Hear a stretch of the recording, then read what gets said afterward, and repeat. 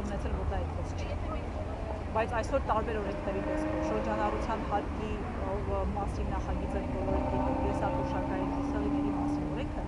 փաստում է մի բան, որ պետական մարմինները, կառավարությունը ուղղակի խնդիր ունի պետ բյուջե լցնել, սրանք այլևս մսխել են բոլոր գումարները պետական բյուջեի, հիմա միջոցներ են հայթայթում որևէ հարց լուծել կամ հիմնակ լինել, քանի որ այլևս արևմուտքը իրենց գումարները չի տրամադրում հայտնի պատճառներով, եւ իրենք ուղղակի խնդիր ունեն պետական բյուջեն ինչ որ կերպով պահել, որ կարողանան նորից ինչ որ աճեր ցույց տալ արհեստական եւ այլն, եւ դրա գինը առհասարակ հաշվի չեն առնում, թե դա ինչ գին է Հայաստանի համար, Հայաստանի ապագայի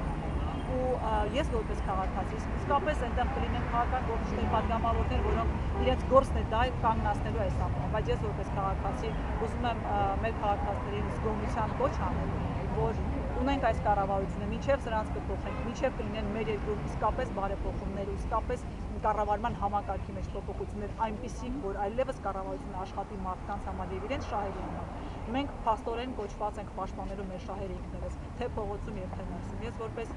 կինո աշխատող մայր շատ ցավում եմ դրա համար, որովհետեւ սա ինձանից շատ մեծ ջանք ու եռանդակ է, որովհետեւ կիսված են եւ բոլորը, այդ թվում նաեւ տղամարդիկ ինչու կանայք, բայց քանի որ խոսքը կանանց մասին է։ Բայց ես ուզում եմ իմ հաստատակամությունը այստեղ հայտնել, որ ես պատրաստ եմ թե փողոցում կանգնեմ, ինչքան որ պետք է, թե բողոքի ցույցարեմ, թե փողոց փակեմ ինձ սահմանադրությամբ վերապահված այդ իրավունքի կիրառել, ինչպես նաև օֆիսային գրասենյակային միջոցներով պայքարելու, նամակներով եւ բոլորին ահազանգելով այս մասին, որովհետեւ Հայաստանում այս օրենքը կիրառել ուղղակի չի կարող։